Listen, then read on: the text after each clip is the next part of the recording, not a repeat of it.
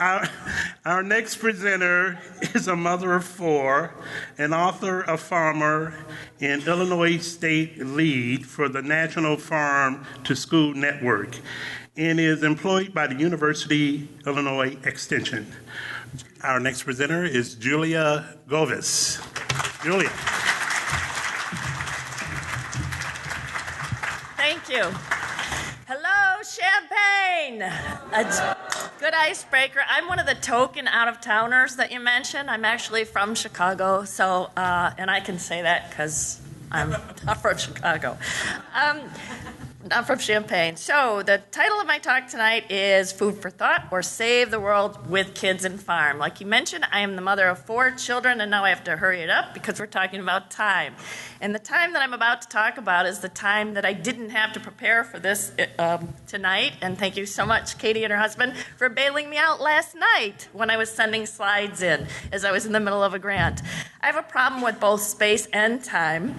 And so people that I know that love me always invite me to things an hour early so I will be there on time. And no, this is not my family at Thanksgiving, but this is the story of all of us as human beings. And what we're going to talk about is how we eat. And prior to farmland, we were hunter and gatherers. So how we... I'm going to jump right along here about how we then became agricultural and we started growing our own food. And that happened a long time ago, about 10,000 years ago. And there's nothing new about growing food closer to where you live. That's what we did for a very long time until some other things in the world changed, and that was our transportation. The more that we learned how to be able to travel further and further from things, the more that we had a taste for different types of foods and challenges to get some of these nice spices and nice foods from different parts of the world. And we started growing our food differently. We started specializing in what we were growing locally and got away from what you see here, which is biodiversity. Biodiversity is when you have different crops, and I'm old enough, not old enough to be in the last ice age, as my four children sometimes will tell you, but I'm old enough to remember when farms in Illinois actually grew diverse crops and sold what was left over to people after they fed their own families. Today, over 98% of what we grow in Illinois is corn and soybeans, and we specialize in that here in Illinois. So we've gotten more and more away from this diverse, biodiverse kind of growing of what we actually need to eat, so much so that currently, when you go to the store anywhere in Illinois, that's Chicago, but it's actually anywhere in Illinois, anything you purchase to eat is coming from an average of 1,800 miles away. That in itself is of concern for a number of reasons, which I'm going to get into in a minute about some of the changes in our transportation route and why that's a food security issue. Another problem we have is that the further away we have to go for our food, the more issues we have with fossil fuel use. And since World War II, we've used a lot more chemicals in our agricultural processing, so that it has changed a lot about how we focus our food.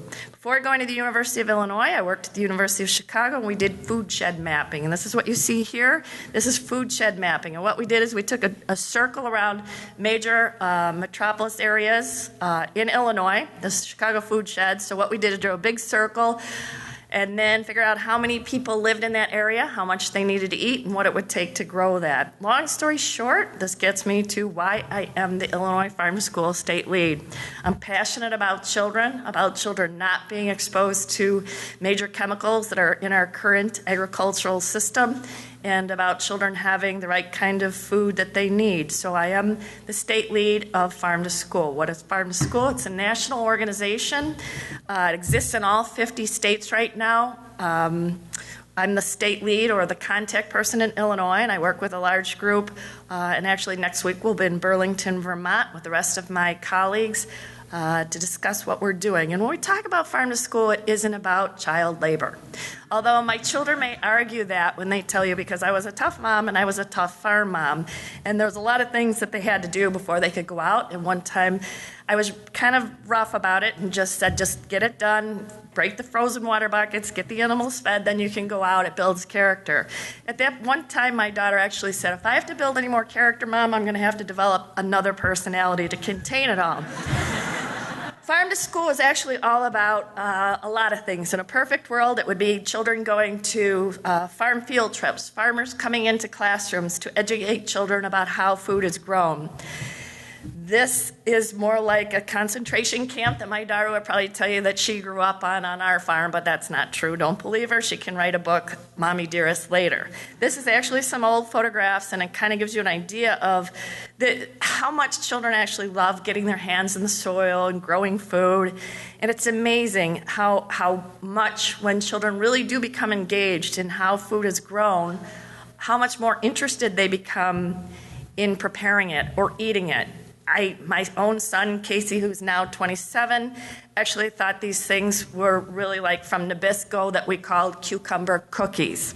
It's amazing what you can tell a child when you actually garden, how much they can actually appreciate the food that's grown.